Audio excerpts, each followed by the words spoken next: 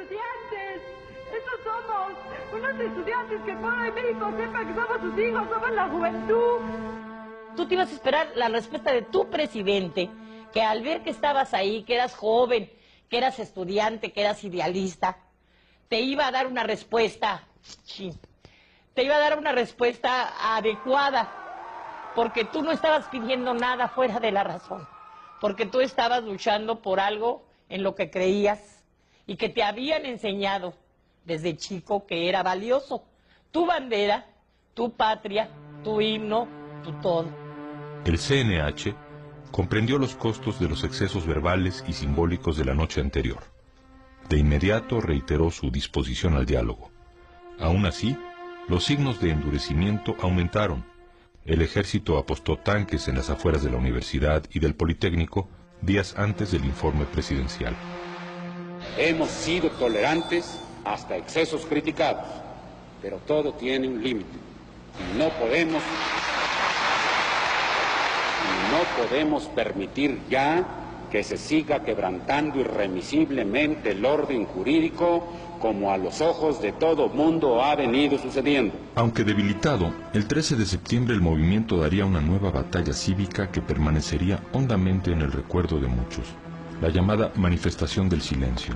Cerca de 200.000 jóvenes marcharon con pañuelos en la boca. Luis González de Alba la describiría así: de aquellas decenas y después de cientos de miles, solo se oían los pasos. El silencio era más impresionante que la multitud. Parecía que íbamos pisoteando toda la verborrea de los políticos, todos los discursos, toda la demagogia. El 18 de septiembre el ejército ocupa la ciudad universitaria y el 24 de septiembre el ejército toma el casco de Santo Tomás después de horas de batalla campal entre estudiantes y policías. Algunos líderes son detenidos y enviados a la cárcel de Lecumberri. La capital del país vive un estado de sitio apenas disfrazado. El día 30 el ejército sale de la ciudad universitaria. El 2 de octubre 3 líderes estudiantiles iniciaban las pláticas oficiales con representantes del gobierno en la casa de Barrosierra. El movimiento estudiantil declinaba de manera evidente. Mermados y golpeados, los dirigentes que quedaban libres convocaron a un mitin en la Plaza de las Tres Culturas, en Tlatelolco. El 2 de octubre se reunieron entre 5 y 10.000 personas en la Plaza de las Tres Culturas, un lugar cerrado con apenas 2 accesos, una verdadera trampa natural. Queríamos que fuera un mitin muy rápido porque acabábamos de salir pues de la ocupación de las escuelas por el ejército. Entonces era llegar y salir rápido.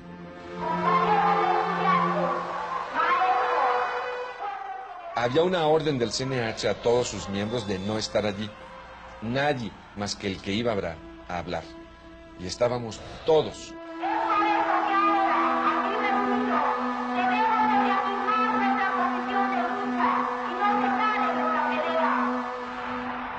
Desde la mañana los tanques se habían apostado en los alrededores de la plaza.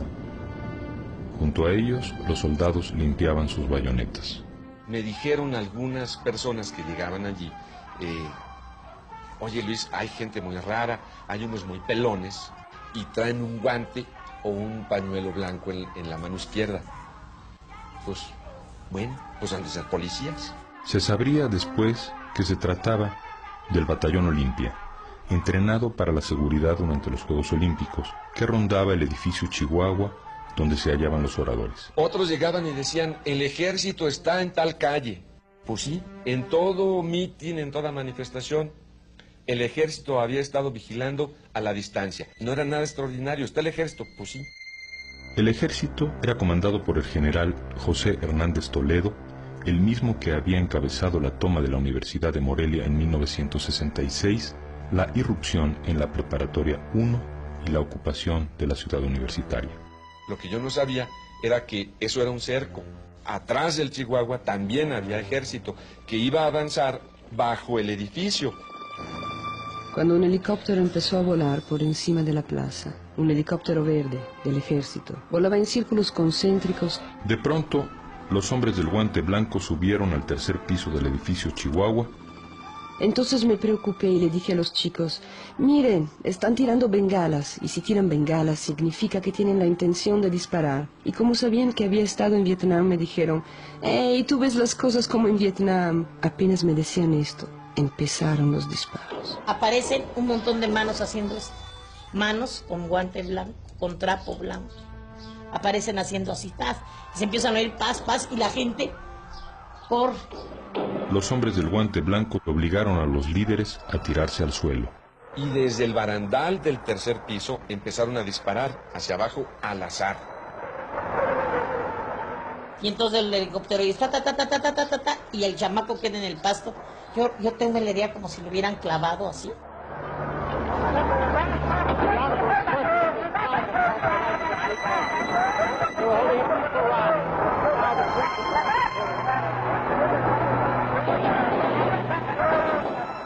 Entonces hubo un momento en que los que estaban disparando desde el barandal en el tercer piso hacia abajo, le dieron a soldados que en ese momento traspasaron el borde del edificio y le empezaron a disparar al batallón Olimpia. Los fusiles no los dirigían hacia arriba, los dirigían hacia abajo.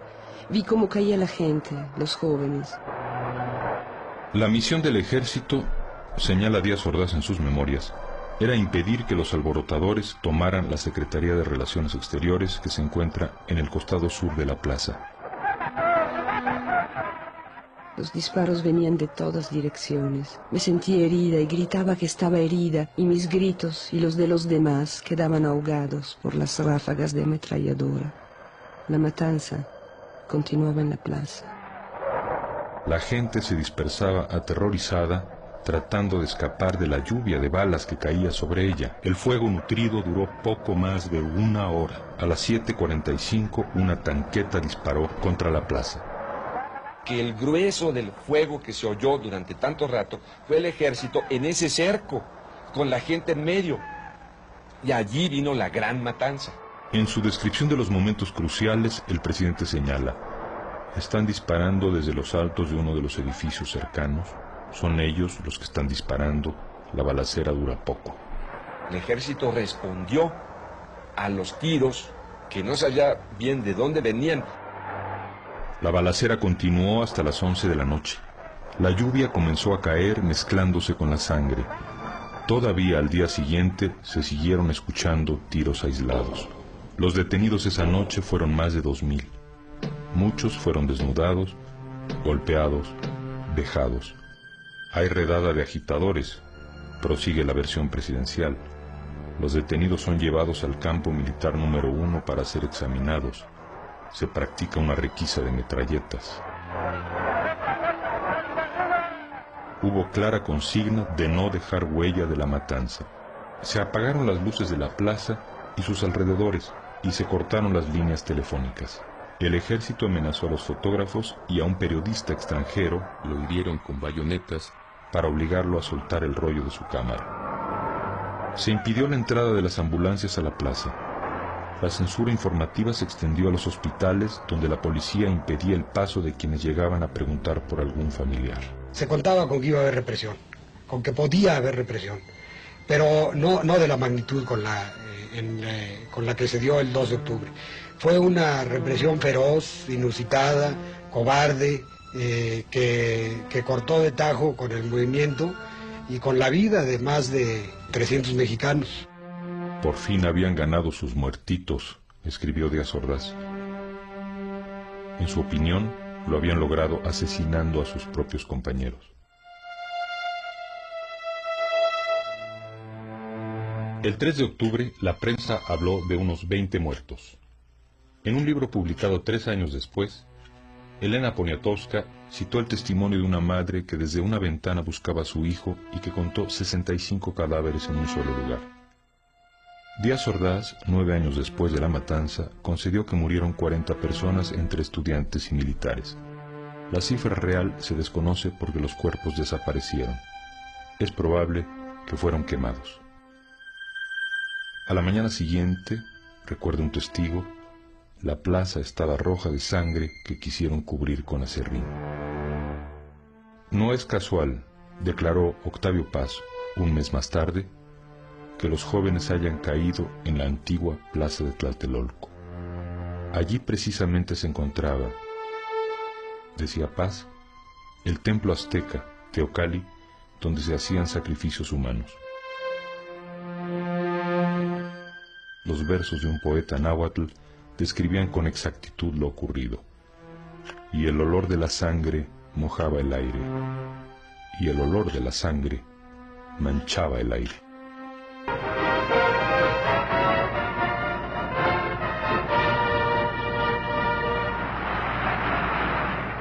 El 12 de octubre, 10 días después de la matanza, daban comienzo los Juegos Olímpicos bajo el emblema de la Paloma Blanca de la Paz.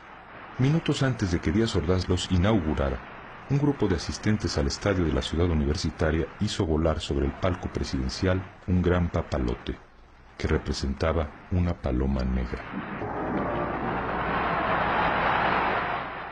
Cuando Octavio Paz recibió la noticia de la matanza de Tlatelolco, renunció como embajador de México en la India. Lázaro Cárdenas no podía creer que los soldados de la revolución hubiesen usado sus armas contra los estudiantes. Un año después, al rendir su quinto informe de gobierno, Díaz Ordaz se refirió con detenimiento a los sucesos del 2 de octubre.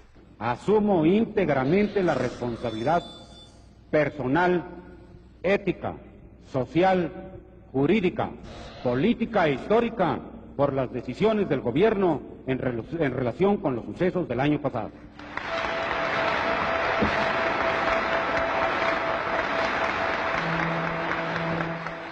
Al término del informe, un experimentado político le comentó a otro: el tapado es Echeverría.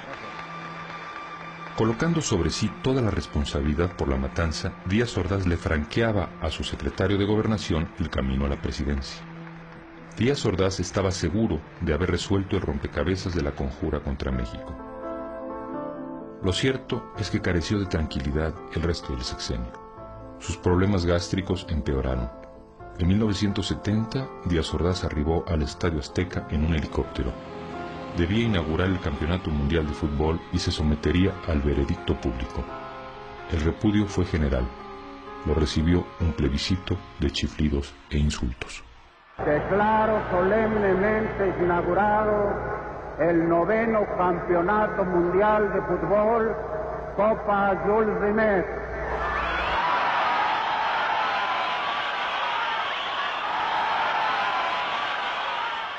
En 1977, Gustavo Díaz Ordaz fue nombrado embajador de México en España y se vio obligado a salir del aislamiento en que vivía. Cuando los periodistas le hicieron las preguntas obligadas sobre el 68, contestó acompañando las palabras con golpes en la mesa. Que va a España un mexicano limpio que no tiene las manos manchadas de sangre. Pero de lo que estoy más orgulloso de esos 6 años es del año de 1968, porque me permitió servir y salvar al país.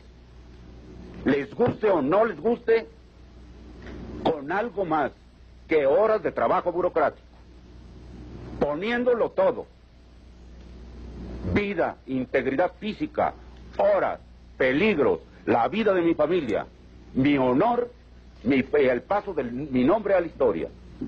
Todo se puso en la balanza. Afortunadamente salimos adelante. Y si no ha sido por eso, usted no tendría la oportunidad, muchachito, de estar aquí preguntando. No estoy de acuerdo con usted en que hay un país antes de Tlatelolco y otro país después de Tlatelolco. Para mí México es México antes y después de Tlatelolco. Ese es un incidente penoso en la vida de un pueblo.